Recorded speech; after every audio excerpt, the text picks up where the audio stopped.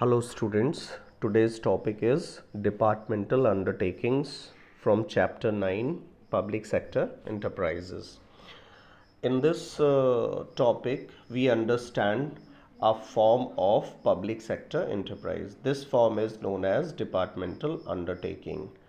It is written here, departmental undertaking is organized, financed and controlled in much the same way as any other government department. यहाँ पर लिखा हुआ है कि किसी भी गवर्नमेंट डिपार्टमेंट की तरह, कोई अदर गवर्नमेंट डिपार्टमेंट की तरह ही डिपार्टमेंटल अंडरटेकिंग जो है वो पूरी तरह से गवर्नमेंट ऑर्गेनाइज करती है, गवर्नमेंट उसके लिए फाइनेंस करती है, मतलब पैसा खर्च करती है, और उसकी पूरी कंट्रोलिंग पावर भी गवर्नमेंट के पास होती है। और इसमें ये भी लिखा है, it is managed by the government officials under the supervision of the head of the department concern. और इसको पूरा मैनेज किया जाता है एक गवर्नमेंट ऑफिसर के द्वारा, और ये गवर्नमेंट ऑफिसर जो होता है वो गवर्नमेंट अपॉइंट करती है और उसके सुपरविज़न में ये पूरा डिपार्टमेंट रहता है, डिपार्टमेंटल अंडरटेकिंग रहती है। फिर है, इसमें लिखा हुआ है, the undertaking is under the overall and ultimate control of a minister. और ये एक पर्टिकुलर मिनिस्टर के कंट्रोल में रहता है, मतलब कहने का वो ऑफिसर है, वो तो रन करता है उस पूरे अंडरटेकिंग को या ऑफिस को, लेकिन उसके ऊपर एक मिनिस्टर होता है जो इस पूरे डिपार्टमेंटल अंडरटेकिंग के लिए रिस्पॉन्सिबल रहता है। फिर और ये पार्लियामेंट से, ऑब्वियसली मिनिस्टर जो होता है वो पार्लियामेंट का पार्ट होता है। फिर इसमें कुछ एग्जाम्पल्स दिए हुए हैं, आप देखेंगे तो डिपार्टमेंटल अंडरटेकिंग के एग्जाम्पल में सबसे अच्छा एग्जाम्पल आता है पोस्ट एंड टेलीग्राफ डिपार्टमेंट। आपने पोस्ट ऑफिस का नाम सुना होगा, तो वो जो होता है एक डिपार्टमेंटल अंडरटेकिंग है। इसके अलावा चितरंजन लोकोमोटिव वर्क्स है, इंटीग्रल कोच फैक्ट्री है। ये लोकोमोटिव वर्क्स का मतलब है कि यहाँ पर रेलवे इंजन्स बनाए जाते हैं। फिर ये इंटीग्रल कोच फैक्ट्री का मतलब है कि यहाँ पर रेलवे के डिब्बे बनाए जाते हैं। तो इसी तरह से कुछ और इंस्ट्रूमेंट फैक्ट्रीज़ हैं, कुछ यूपी सीमेंट फैक्ट्री है। नीचे अगर आप देखेंगे पब्लिक एंटरप्राइजेस में, तो डिपार्टमेंटल अंडरटेकिंग में कुछ और एग्जांपल्स दिए हुए, जैसे रेलवेज़ जो होता है, the whole railway department is a form of public sector enterprise and this is departmental undertaking. इसके बाद पोस्ट एंड टेलीग्राफ लिखा है, टेलीफोन लिखा है, ब्रॉडकास्टिंग लिखा है, डिफेंस स्टैब्लिशमेंट्स लिखा है, एटॉमिक एनर्जी प्रोजेक्ट्स लिखा है। तो ये सारे जो होते हैं वो डिपार्टमेंटल अंडरटेकिंग में आ जाते हैं, ये सारे लिखे हुए हैं। इसके बाद में हम इस डिपार्टमेंटल अंडरटेकिंग की इम्पॉर्टेंट फीचर्स को डिस्कस करेंगे। इसमें पहला फीचर दिया हुआ है, it is established by a ministry of the central और state government. The undertaking is a major part of the department attached to a particular ministry.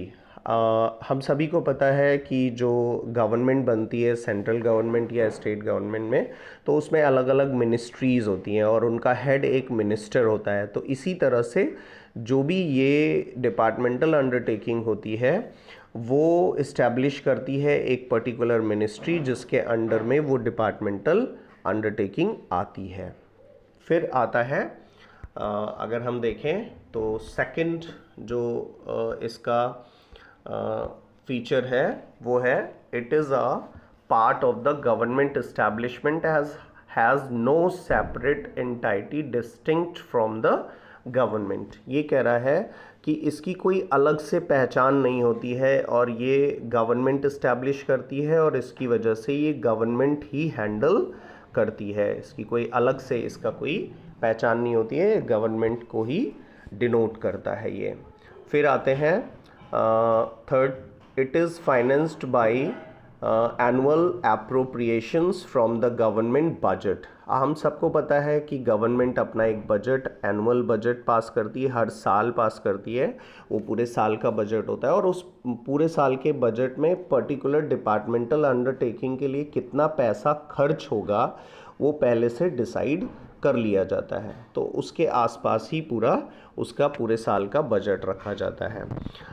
इसमें लिखा है practically all its earnings are paid into the treasury, और इसमें जो कुछ भी इस डिपार्टमेंटल अंडरटेकिंग से अर्निंग होती है वो गवर्नमेंट को जाती है, सीधा ट्रेजरी में जमा हो जाता है।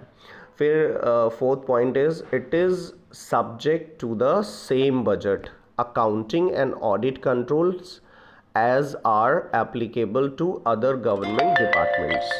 इसमें ये कह रहा है कि जितने भी गवर्नमेंट डिपार्टमेंट्स होते हैं उन सबको जिस तरह से फाइनेंस किया जाता है, पैसा दिया जाता है या उनकी अकाउंटिंग मेंटेन की जाती है, और साथ ही साथ क्रॉस चेक होती है अकाउंटिंग, जिसे ऑडिट कहते हैं। तो ये जिस तरह से ऑडिट कंट्रोल्स अदर डिपार्टमेंट्स के होते हैं, उसी तरह से डिपार्टमेंटल अंडरटेकिंग के साथ भी वैसा ही सारा कुछ सिस्टम रहता है गवर्नमेंट में, कि बजट भी बनाएगी गवर्नमेंट, उसका हिसाब किताब भी रखेगी, और जब ज़रूरत पड़ेगी तो उसका ऑडिट भी करेगी, क्रॉस चेक करेगी कि कहीं उसमें कोई करप्शन तो नहीं हो रहा है, जैसे अदर डिपार्टमेंट्स के लिए अरेंजमेंट्स होते हैं। फिर आते हैं fifth, it is under the direct control of the departmental head who is accountable to the concern minister. ये हम पहले ही आपको बता चुके हैं कि ये जो डिपार्टमेंटल अंडरटेकिंग होती है वो उसका एक हेड होता है, और उस हेड को जवाब देना होता है, या वो जो है एक कंसर्न रिलेटेड मिनिस्टर के अंडर में, अंडर गाइडेंस में या अंडर सुपरविज़न में काम करता है, मतलब मिनिस्टर उसको हैंडल करता है। इसके बाद में आता है fifth point, it is managed by officials and civil servants drawn from the concerned ministry.